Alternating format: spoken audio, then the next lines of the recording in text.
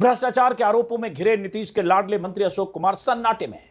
Media के सामने आने से कतरा रहे हैं। उन्हें समझ नहीं आ रहा है कि प्रशांत किशोर के दस्तावेजी सबूतों और बैंक अकाउंट के डिटेल के आधार पर लगाए गए आरोपों का क्या जवाब दें, कैसे जवाब दें। प्रशांत किशोर ने अपनी प्रेस कॉन्फ्रेंस में 2 दिन पहले जिस तरह से करोड़ों के ट्रांजैक्शन के डिटेल दिए हैं, वो अपने आप में एक बड़ा खुलासा है। ऐसा खुलासा जिसकी जांच हो जाए तो अशोक चौधरी और उनके परिवार का बचना मुश्किल होगा, ऐसा प्रशांत किशोर कह रहे हैं। प्रशांत किशोर की इस प्रेस कॉन्फ्रेंस के बाद बिहार की राजनीति में हड़कंप मचा है। आगे किसका नंबर आने वाला है, यह पता नहीं। एनडीए सरकार में बैठे मंत्रियों में घबराहट है कि पता नहीं कब किसकी फाइल लेकर प्रशांत किशोर मीडिया के सामने आ जाएं।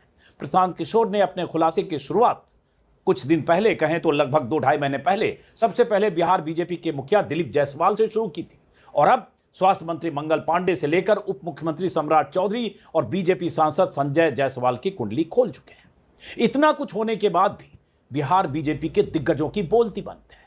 अब तक होना तो यह चाहिए था कि बीजेपी और जेडीयू के नेताओं को सामूहिक तौर पर सामने आकर जवाब देना चाहिए था, लेकिन छिटपुट बयान के अलावा अब तक कोई सॉलिड जवाब आया नहीं है। ऐसे आरोपों और खुलासों के बाद नीतीश सरकार की तो फजीहत हो ही रही है। कई तरह के सवाल भी उठ रहे हैं कि आखिर इन आरोपों की जांच कौन कराएगा, कार्रवाई कौन करेगा। नीतीश कुमार के लिए भी कहा जा रहा है कि ऐसा नहीं हो सकता कि बतौर मुख्यमंत्री आप ईमानदार नेता की छवि का तमगा उठकर बैठे रहें और आपकी सरकार के किसी मंत्री या उप मुख्यमंत्री पर आरोप लगें, आपके करीबी मंत्री पर करोड़ों की हेरा फेरी के आरोप लगते रहें। अगर मंत्री पर भ्रष्टाचार के आरोप लगे तो मुख्यमंत्री को या तो अपने मंत्री के खिलाफ कार्रवाई करनी चाहिए या फिर मंत्री और सरकार को सामने आकर पॉइंट टू पॉइंट जवाब देना चाहिए, लेकिन ऐसा हो नहीं रहा है।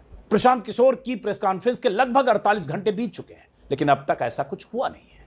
मुख्यमंत्री के मानस पुत्र पर अपनी बेटी, अपनी पत्नी और अपनी समधन के ट्रस्ट के नाम पर 200 करोड़ की जमीन खरीदने का आरोप लगा है और मानस पिता की तरफ से सन्नाटा है। मानस पुत्र को जैसे सांप सूंघ गया है।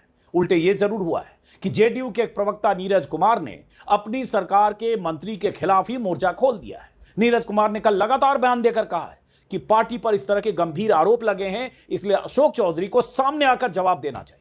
अपनी ही पार्टी के मंत्री से जवाब मांग रहे हैं जेडीयू के प्रवक्ता।